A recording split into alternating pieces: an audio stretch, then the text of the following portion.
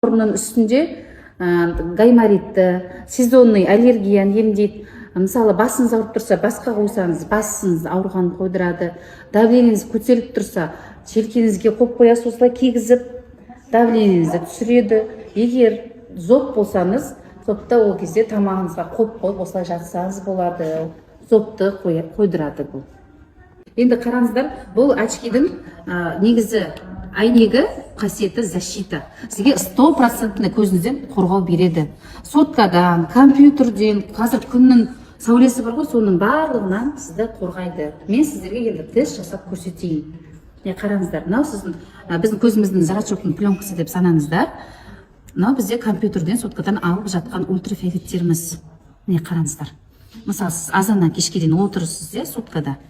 Көрдіңіздер ме? 100% защита стеклосы.